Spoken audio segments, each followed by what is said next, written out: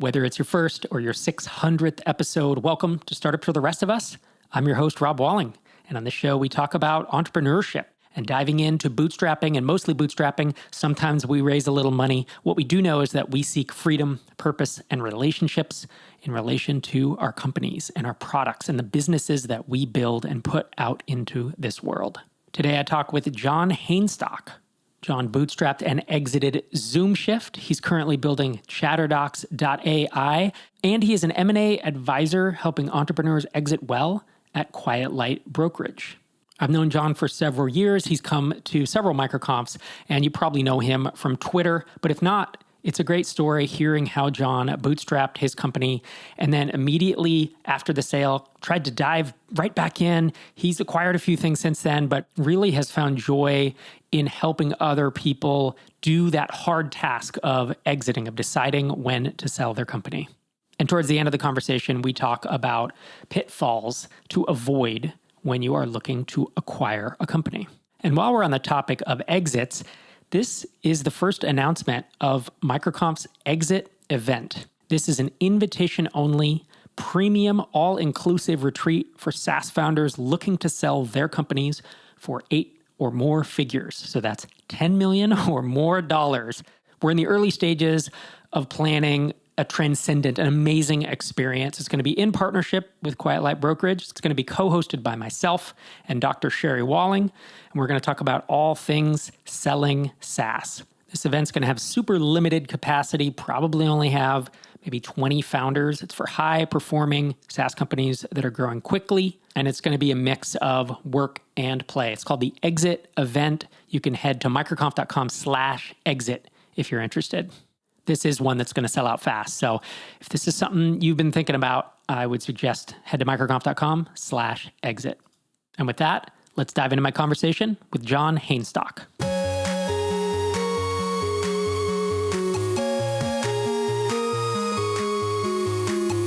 Jon Hainstock, welcome to Startups for the Rest of Us. Hello. Thanks for having me. Yeah, man. I feel like, you've been around MicroConf for quite a while. I've seen you on Twitter. I've known each other for several years. I was thinking as we were chatting today that somehow you had been on the show before, but you haven't. You just kind of been in the zeitgeist. So I'm really, kind of happy to introduce you to the listeners. And so folks get an idea, you built and sold a SaaS company called ZoomShift. And do you want to give us just a brief kind of timeline of how that happened, when you started and when you exited, and then we can talk briefly about, that decision around that. Yeah, absolutely. So ZoomShift was started by my business partner, Ben, and he had created it kind of as a portfolio project to kind of showcase his development skills. He was learning development, essentially, in programming. And he built that when he was in college, and he won this business competition at the Marquette School of Business. And we ended up partnering up together through an accelerator program. I was doing some marketing for that accelerator program, and we ended up joining forces when that whole thing kind of shut down. What year was that? I believe this would have been 2000 and let's see here, 2009. Oh, wow. So it was a long time ago. Yeah. So, it was, I'm trying to think of the exact timeline. I'm going to have to go back and think about that for a second. But it was a while ago. Yeah, that's crazy. And was it SaaS from the start? And to give people an idea, I probably should have said the H1 of ZoomShift is a work schedule maker designed for hourly employees. Build your work schedule in minutes, track time off, reduce labor costs, and have confidence your team will show up on time.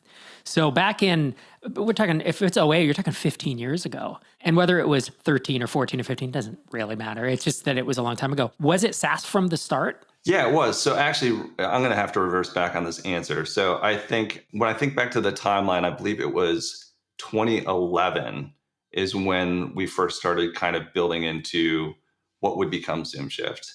Yeah. So different timeline for sure. It's still 12 years. Yeah. It's a long time ago. So it was SaaS from the start, and you partner up with your co-founder. So did he come up with the idea then? He was already working on it? Yeah. And there was a couple incumbents in the space at that time. It was still very early. I mean, this is before things were really starting to take off. It was still very early. And he had built the prototype kind of based on some of the things that he was seeing happening in the competitive space. So it wasn't this, hey, this is an original idea. There's already some other solutions out there. Let's try to create something similar and ride the wave. Right, as everything's being SaaSified. I mean, we're still in the golden age of SaaS, but it's definitely more competitive today, than it's ever been. And so when did you sell it? So that was in 2020 that we sold. I was going right into COVID, which nobody had any idea what was going on at the time. ZoomShift serves retail, hospitality, restaurants. So they took a pretty big hit during that period of time. Oh, yeah. But we had sold right before all that happened, actually. Without any knowledge, it was coming, right? None of us knew it was coming. That's crazy. Okay, so can you give us an idea of maybe where the business was at when you sold? Yeah, so we were profitable. We were both working full time on it. We had a full time customer support person doing 6 figures in revenue, and things were really pretty stable overall. Churn was low. Growth was like slow but steady. That's cool. And why did you decide to sell? There are a number of reasons. I think the biggest reason for us was realizing we were kind of at a fork in the road in terms of if we wanted to take the business to the next level and try to grow and maybe potentially exit to a private equity company or something along those lines, strategic in the future, it would really require a massive shift in how we were operating the business. We were operating primarily around profits, lifestyle, kind of on a savers mentality versus a growth mentality. We realized that as the competition increased, we would have to, put a lot of energy and resource into building the team, pouring the gas on marketing, investing, capital into the business, whether that's raising debt or maybe some sort of equity. And so we were kind of at a fork in the road when we were approached by this micro private equity company. And we realized it was just a good period for us to take some chips off the table because we had also been working on the business for, 7-8 years, part-time to full-time. It was kind of a teeter-totter in between other things. So it's enough time to be working on a project for somebody who's more of a builder to start to get to an itch to say, look, is there something else I could be doing? Do I really feel like getting into a manager role where I'm, trying to be more of a resource allocator than an actual, builder of product? And obviously there was a lot more involved in the emotional side of this decision process making, but a lot of it had to do with just where we were as a business. And I find a lot of other folks that I speak with now kind of getting to that point where it's either double down on what we're doing and what's working and invest a lot more resource into it, take less profit, build the team, invest, and kind of assume that risk yourself, or look to divest some of that either through a partial or a full exit. And so it just happened that when somebody reached out to us, we were kind of at that inflection point, that fork in the road. Yeah, I talk a lot on this show about there's the venture track, which we kind of know what that means, go big or kind of go home in essence. And then we used to say it's bootstrapping and venture track. And now we know there's a lot of nuance in between those things. And even within bootstrapping, and now I say mostly bootstrapping, which is raising small rounds, there are lifestyle bootstrappers. And I call it like the more ambitious bootstrapper track or growth bootstrapper. And lifestyle bootstrapping is amazing. I had an awesome business doing $30K a month with $2K in expenses, and I work 12 hours a week, and it's like super cash flow, great lifestyle. But that business for a bunch of reasons, platform risk and churn and such, was never going to be something I ran for 10 years. And it was never going to be $1 million business unless, to your point, I completely changed the way I did things because I had a bunch of contractors. Everybody was part-time. I was the hub of the hub and spoke. And that has its pros and cons, right? At a certain point, I decided I want to do the growth track, the growth bootstrapper, ambitious bootstrapper. And that's where you think, I want to get to 1, 10, 20 million. And I probably, if you're going to do that, you want to exit at a certain point, right? But going down that path, as you said, completely different. It's like, that's when you do start grinding a bit. It's not as bad as venture, I would say, but it certainly comes with hiring, managing, really going after growth. That becomes your number one. And suddenly you have no profit. You run at break even, or even you lose money if you're able to pull money out of your personal stuff as I did. And so I could see being at that inflection point. I can imagine in your shoes thinking, do I want to go down this road? And kind of I bet you struggled with that decision for a while, right? It wasn't like 1 week you thought about that. I bet you thought about it for months, if not a year or two, thinking, what are we doing with this business? Because you've been doing it a decade, right? That's a long time to run the same company. Yeah, I actually remember attending a microconf in Las Vegas with my business partner and kind of being in the hallways with him and just chatting and having this exact conversation, which is, what are we doing with the business? Where are we going? Where are we headed? Do we want to double down and do we want to keep focusing on this project? Is this even really what we feel passionate about doing?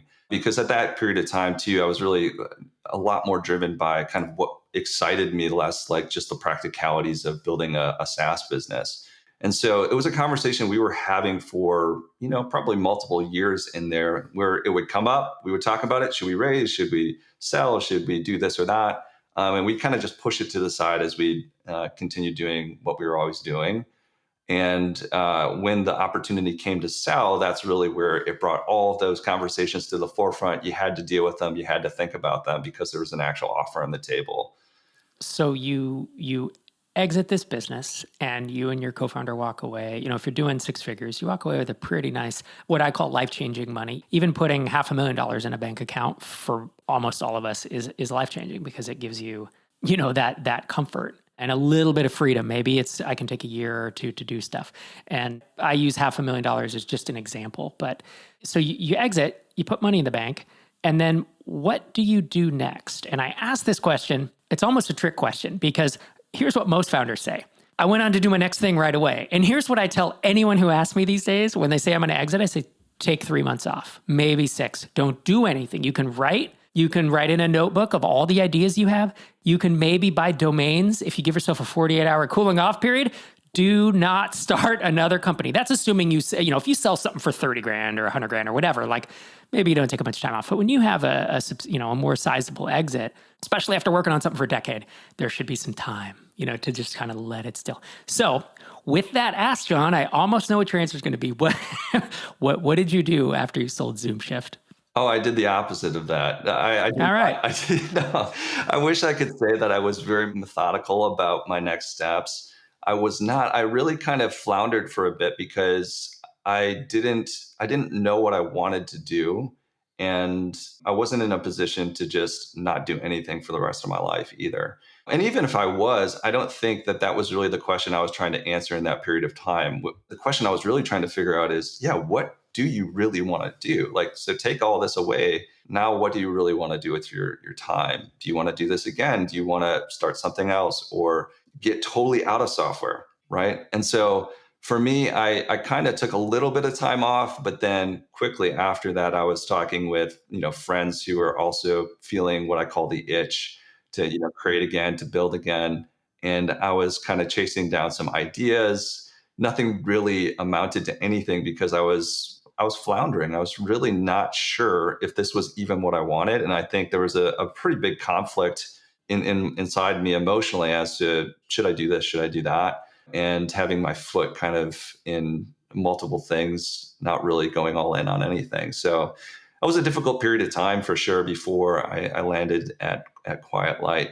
And that's pretty common. There's a book called Finish Big by Bo Burlingham that talks about finishing big, right? It talks about selling a company and how to, a little bit more of the psychological aspect of it or the mental health side of, this is going to be hard. And in that book, they talk a lot about, it's like manufacturing companies and storage companies. It's not necessarily tech, but I think the sentiments, if you worked on any company for a decade and it's kind of been a mostly full-time focus, I think anyone's going to feel that. It's this feeling of being a little lost, maybe. And I think to your point, if you have enough money that you never have to work again, then there's no pressure. You can get bored. You can take 6 months off. So after I left Drip, I took 6 months off and I got pretty bored and I got restless. I wasn't like, oh my God, I have to make money. I didn't have that feeling, right? It was a luxury of selling for what I did. But if you're not there yet, then of course that pressure has to be lingering in your mind of I need to start something. I need to start revenue. I'm drawing down on my bank balance every month, right? And as bootstrappers, that never feels good. We're not used to that. That's something that the funded folks get pretty good at, is watching a bank balance drop and being like runway and being okay with it. But was that a factor? Were you kind of freaking out a little bit, a little panic attack every time the bank balance dropped 10K? Yeah, definitely that weighs into it for sure. And it wasn't like an immediate, hey, we have to fix this problem immediately. What really ate at me more than anything was the emotional side, like you mentioned. And it wasn't really as much around the financial aspect of it, because we'd be fine, right? Like we could go for a while without really feeling a major hurt there. But it was really the psychological aspect of answering the question for myself, well, now what? What's next? And so that really weighed on me more than the financial aspect of it. Yeah, the financial aspect of it never feels good to see that money going out and no money coming in, which is kind of what drew me into eventually buying a couple small assets as well as small software businesses. But that was secondary to the feeling of restlessness, aimlessness that was really just there from the exit onward, just trying to figure out, well, now what? Well, who am I to a certain degree? And if I'm not a founder anymore, what does that look like? Yeah, it messes with identity. I talk a lot about my three kind of North Stars: freedom, purpose, and relationships. And most of my adult life, I was seeking freedom. And then you achieve it, right? You achieved freedom, where it's like, you may have to work years down the line, but you certainly don't have to work this year or next year or whatever the number is. You have a certain freedom, and you really can call your shots on what to work on next. But what you were lacking was purpose. You achieved the first one and hopefully had the third one, relationships. But when you don't have all three of them, it's disorienting, and it's fine for a week. It's fine for 2 weeks. For months, it's not okay, right? We lose a part of ourselves, I think, or a part of our humanity, perhaps, when we don't have, especially as entrepreneurs, because we're so like ambitious and wanting to have an impact. So, you said it earlier. Now you're an advisor with Quiet Light. Folks who listen to this show know Quiet Light as a broker that's been around for 15 years or something. Helps people buy and sell SaaS, e-commerce, content sites, WordPress plugins, software, just pretty much the gamut. And I want to talk about your experience, your decision to make that leap into it, and then how that's been. Also get some tips on buying businesses, right? Buying and or selling, whatever you want to offer, because folks are always interested in that. Before we get there, though, I want to cover this piece you just teased, which was, before I went to Quiet Light, I acquired a couple small assets, like I'm assuming websites or web properties of some kind. So how did those go? Were they successful? And I guess, why didn't you keep going with them? What made you decide to kind of become an advisor at Quiet Light instead of running more with that path? Yeah. So again, as I was trying to work through what would be the next thing, couldn't sit still, and started looking at, at the time, this was micro acquire, kind of following the playbook of buy then build, and found a couple interesting small ones that were under $50,000, which is very reasonable for somebody getting started, and somebody who's listening to this. I think it's a great way to test out entrepreneurship through acquisition. It's kind of in that 20, 30, 40K range is a great sweet spot to find something. And so I connected with a few folks there that I felt like were good fits from either a partnership or a full acquisition standpoint. And one I bought was in the trucking space. That one ended up getting to a few thousand in MRR, and we ended up selling it because the partner on that deal just wanted to not do it anymore. And I didn't really have a strong opinion either way. And so I'm actually still receiving payments on that one, which is kind of fun to get mailbox money on that one. And so we sold that one. And then I bought another one around the 50K mark. And it was just at a multiple and at a price point that just like it was a low risk situation. And so I ended up buying that, and it's paid itself back and cash flows every month and makes a few $1,000s every month, which is great. And then there's a couple other ones that I own now that are kind of similar story. Some of those are partnerships. Some of those are owned solely. And why didn't I focus on this? I think for me, the main reason is because when I was exposed to Quiet Light and the work there, it checked off the purpose box for me more than this other, kind of portfolio of software companies did. It really checked off that box for me because I was able to help entrepreneurs sell their business. I was able to help them during a period of time, which is very challenging to navigate, practically speaking, emotionally, all those things, and try to give them the advice that I wish I had when I was going through that, not too long ago. And so it was super rewarding going through that cycle. And I had kind of acquired some of these assets along the way, and they help and serve as a way to offset some of the ebbs and flows of advising and brokering, which is, deals come and go, and lots of times they fall apart because that's what deals do. And this kind of gives us stability of revenue and income through these smaller assets. And so that's what appeals to me about them. I really enjoy them, but I don't have any desire to make those my full-time thing at this point, because I really am enjoying the advising side of things. What you're saying is like triggering this memory of mine of the one thing that I think Robert Kiyosaki, who wrote Rich Dad, Poor Dad, and now this huge empire of info products, I don't particularly like most of his stuff. I find it, I think his first book, there's like Rich Dad, Poor Dad for teens, and I've had my oldest child read that, and I think it's super cool. A lot of the other stuff, I think he just repeats himself in different ways. But there's one framework that I've always loved of his, which is, he has it as 4 quadrants, but let's just say bottom to top. At the bottom is where most of us start as an employee. And then many of us become self-employed. And this is when you're a freelancer or a contractor, where you say, I'm an entrepreneur, but realistically, I did this for years, dollars for hours. I'm really just employed for myself, and I can decide who to work for, but it's dollars for hours. And then the next step up is an entrepreneur, which is where you're running ZoomShift. You're leveraging assets like software and employees, other people's labor, where you're paying them and then you're making money on that, and don't necessarily have to work 40 hours a week to make a full-time salary at that point. And then the level above that is investor. And that's where you are potentially acquiring assets that are just much more passive. Either someone else runs them, or in this day and age, Kiyosaki didn't write about this back in the day, 20 years ago when he wrote the book, but these days it's like you can get some passive investments, right, where they kind of go along with minimal involvement. And it sounds like you were, you're an entrepreneur with ZoomShift, and then as you acquired these other business, I'm guessing you worked on them and in them for a while, but have almost stepped back to the point of being an investor, where it's more passive income. I'm careful with this phrase passive income, because really there's no SaaS company, for example, that's on permanent autopilot. It just doesn't happen. They always decline because Google smacks you, because a competitor comes along. It just happens. I've never seen one that's like, oh man, I had this SaaS company for 10 years and it was just passive the whole time. It's like, nah, let's be real. But with that said, you can still be an investor in companies and need to invest periodically to hire to replace someone, right? Or to beef up the SEO or whatever. And being an investor is fun, but it can be boring too.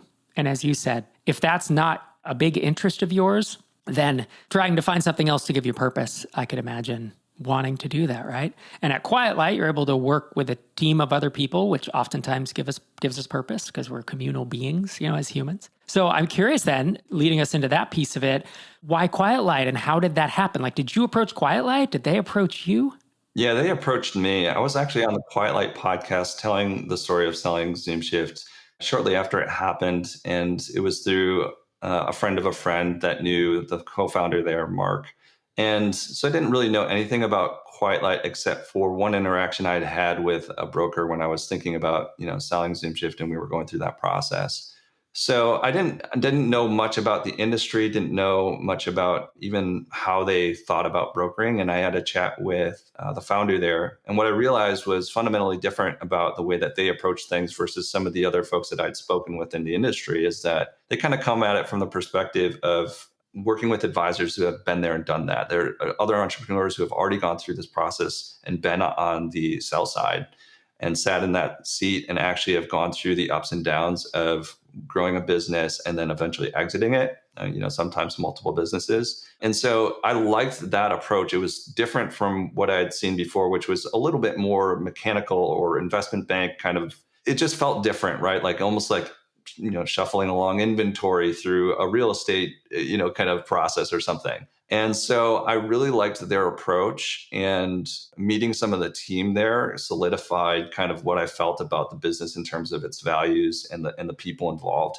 Just stellar people. Every single one of the folks that I spoke with before coming on, just very real and very eager to help, even though they didn't know if I was coming on or not. There was a spirit of collaboration, not just competition among the team members there. So that was a big part of it. And then I wanted to try something different. I wanted to get out of kind of even the last year of experimenting with some of these other ideas and trying little projects. I wanted to try to put on a different hat completely and see what it felt like to be in a different role, in an advising role, a role where you're not in the active operating seat at all times. And I just wanted to see what that was like. And I came to realize it was something that I could really enjoy. I was decent at. I felt like I could really connect with entrepreneurs. And that to me was a huge bonus of the job, is just being able to talk with folks, even if they didn't decide to work with me. It was just great to connect with them because you have that human element, like you mentioned before, the relational side. And so to me, it was a great opportunity to try something different, to stretch and learn some new skills. And it's been great so far. I've really enjoyed it. Yeah, I find that learning is a huge part of entrepreneurial purpose. Most of us as entrepreneurs, if we're not learning or growing, or just don't have that, right? And so stepping into something new, I think, is super interesting. And to your point of being generous with your advice, even if there's no string attached, right? If someone were to DM you on Twitter, by the way, you're Jon, Jon Hainstock, Hainstock on Twitter, your DMs are open. And if folks want to ping you and ask you your advice or ask you whether it's about your experience or how they should think it through or whatever, you've never been the person to say, oh, well, now I want to sell you something. Now you should come work with me. Well, now you owe me. It's like, you're not that type of person, right? I've known you long enough to know that. So I have an interesting question for you, and I'm curious to get your take on this. Broker versus advisor. It's terminology. Quiet Light calls their folks who advise and help people buy or sell companies. They call them advisors. I typically say Quiet Light is a brokerage. So some people might think, well, people who work there are brokers, but I don't know enough to know like how you think about this or how the industry thinks about it. Yeah, so the term, the actual company name, I believe, is Quiet Light Brokerage Incorporated. So from outside appearances and when trying to communicate, comparing us to other organizations, it's definitely what we position as. We are a brokerage where we have a marketplace of businesses that we help sell. I think for me, there was a stigma around the term being a broker because of what I imagined that person to be. I imagined it to be kind of like used car sales person, whatever it was. Yeah, try to finagle you into doing business so that they could take a commission or whatever it was. And so I think that part of it was difficult for me psychologically to overcome and identify with. It's like, yeah, no, I'm an advisor. You can call me a broker, but like ultimately from my position, the goal is to help you maximize your exit and to help you through that process, which is very difficult, right? I want to help make sure that you get what you're looking for out of this process. You can call me a broker. You can call me an advisor. The stigma around the broker term, I think, is just due to some of the either tactics or the types of ways that people have tried to, engage with entrepreneurs and to, try to get their business and take commissions and this and that. And so I think for me, it was hard because as a founder entrepreneur in that seat, I had a hard time with that outside, opinion of that role. And so accepting that as an identity was a little difficult at first, but they're one and the same. We are, primarily sell side focused. And so we advocate for the seller at Quiet Light, but a lot of sellers go on to be buyers. And a lot of the buyers that we work with keep coming back to us because they trust what we do. And so it is kind of, we do sit in the middle here and we do try to help broker the deal. But there's a lot of things that go into that do look more like an advisor, trying to prepare your business for sale before you sell, right? Not just at the moment that you are going to market, but like 6 months, a year in advance. What should you be thinking about and all those types of things. So yeah, we've moved more into the terminology of advising and the advisors instead of brokers. But ultimately, yeah, we're a brokerage. We help facilitate the sale of businesses. Makes a lot of sense. And so I want to get your advice. You've bought companies, you've sold companies. I'm sure you have some advice on maybe pitfalls to avoid if someone wants to buy a business.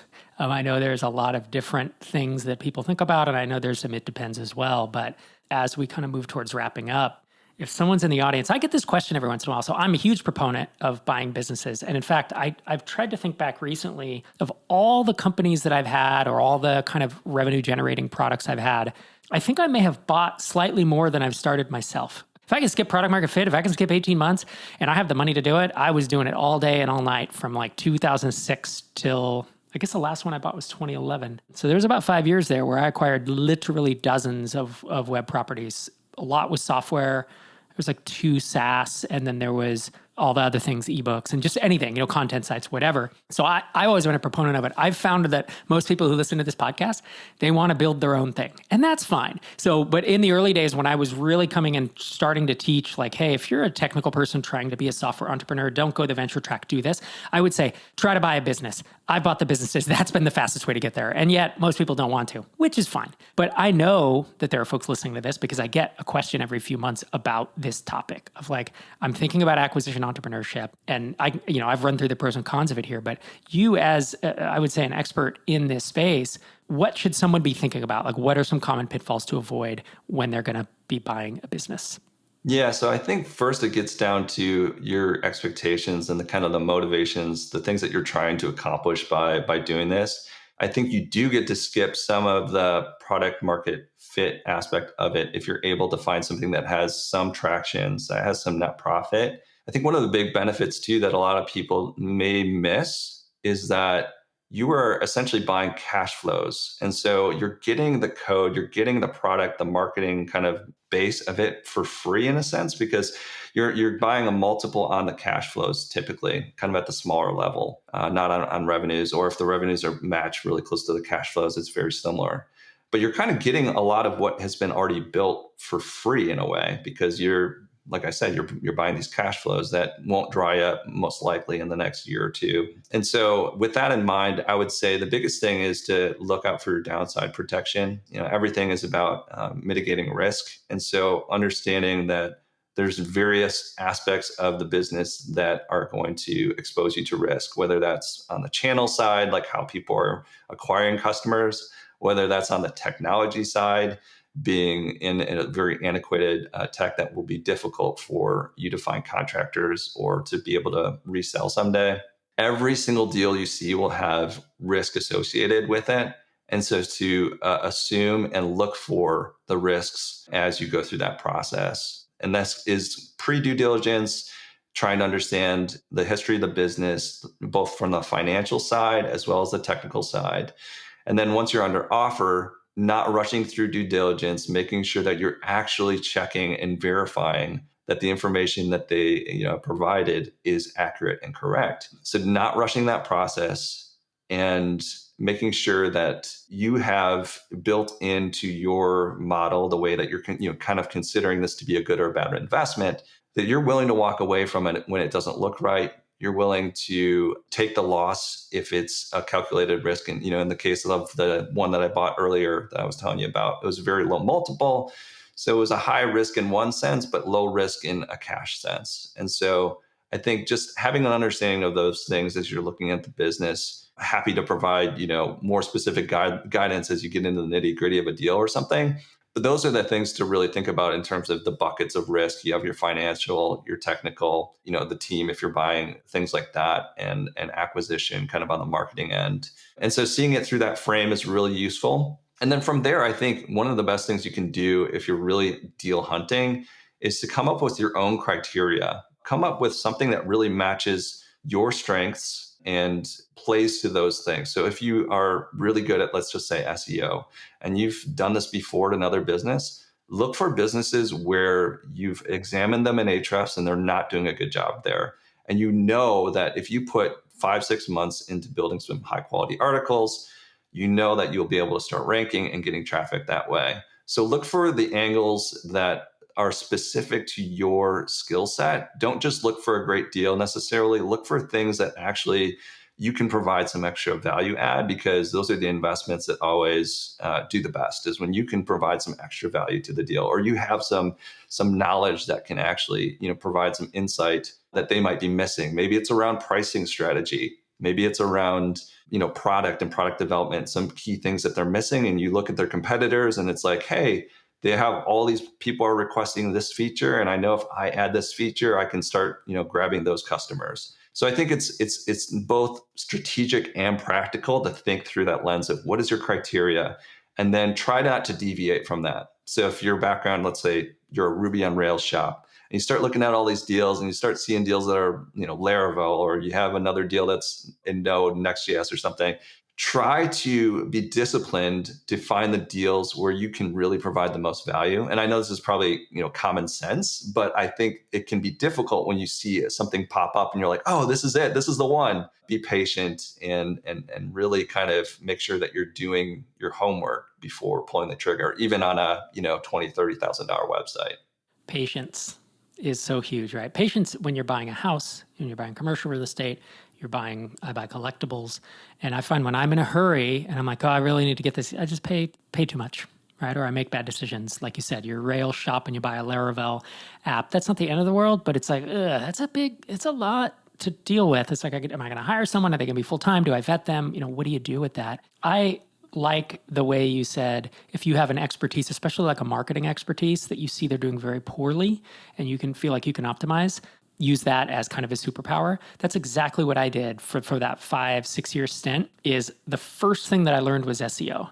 And I kind of taught myself / learned it / then acquired something that had halfway decent SEO. So then by the time I was getting that into a flywheel, I was like, oh, I kind of know more than most people, especially most developers, about SEO. So then I would just gobble up these little projects that were, at the time they cost, let's say $5-10K each, but the multiples were way low back then. This is kind of pre the Quiet Lights almost. And so the multiples, I would get stuff for 12 to 18 months of net profit, which is bananas when you say that today, but the risk was huge. It was me dealing with a seller, and I had someone like basically forge revenue stuff that I couldn't verify. It was shenanigans, right? But you had to buy at a low multiple such that you could get around that. But through that, then I would just look at something and exactly what you said, I'd go and be like, oh, they're not doing any SEO and there's a ton of traffic for these terms. So then I'd buy it, SEO it, autopilot it, and then move on.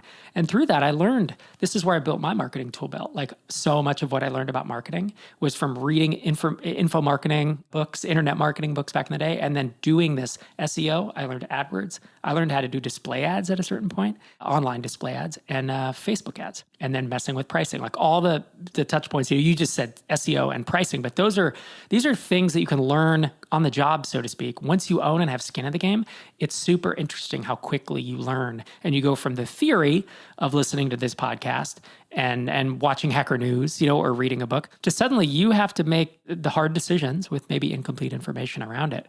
But if you can develop that tool belt one at a time, it makes you so much more capable of running your own show.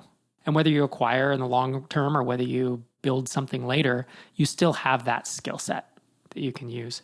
Yeah. And ultimately, if the goal is to scale up and do this at a larger level, maybe some of these take off and your goal is a little bit to be more ambitious and to get to, a mid 8-figure exit or something like that. If you don't have the skills and the understanding around some of what it takes to run the SaaS business, this is a great way to get started with pretty low stakes. But having skin in the game, it's not theory, you're in it. And then you can kind of move out of being an operator and all that stuff to finding the who's that are going to help you take it to the next level, which I think is really where you need to graduate to scale the business. But I think in the early stages, it can be so rewarding to get your hands on something, get your hands dirty and try to make some improvements and see those actually work. And you're not spending all of your time, in a basement coding out your MVP and wondering if anybody's going to use it. You have maybe $1,000 a month, $500 a month that's coming in that you get to see every single day when you wake up. You see something new in Stripe, which is just a huge motivator, right? When you open up the app and you see money coming in and you were sleeping. So I think everybody should really look at this as a way to invest, because if you have the skills, if you're listening to this, you probably have some of those skills already developed. And to put them into action, think about how much it would cost to go to grad school. Think about how much it would cost to level up your education. You can do that by buying something small and taking a ton from that. And the marketplaces are very mature now, so that worst case scenario, you can sell at a low multiple and probably still not lose money. So I think it's a lot lower risk than people do see it sometimes. I mean, obviously there's risks around platforms and things changing, right? We've seen like some of these Twitter-based apps going away or Reddit-based apps and stuff, and that's super sad. But I think that in general, the risks are not necessarily as high as you might imagine them to be, especially kind of in this lower, call it 10 to 50K range. I like that you mentioned kind of learning things and then stair-stepping up into larger SaaS. Because honestly, so little known fact, similar stair-step approach or stair-step method of entrepreneurship that I have, it used to say step 1 and 2 were build or buy. And I just pulled out the buy because no one was listening to me, Jon. But that's why I like every once in a while just calling it out. Like, hey, I get it. It's not for everyone. Everyone doesn't have $10,000 to $50,000 in their bank account. We get it. But it is something people should think about. It is a path that you traveled. It's a path that I traveled. It's a path, honestly, if you go read the stair-step blog post, the essay I wrote about it, I think about half of the entrepreneurs I mentioned actually bought their WordPress plugin or bought it's just the way it wound up, right? So everyone thinks about building, and that's an okay way to go too. But I think it's a lesser known, lesser talked about avenue to buy. Jon Hainstock, thanks so much for joining me on the show. Again, on Twitter, you are JonHainstock.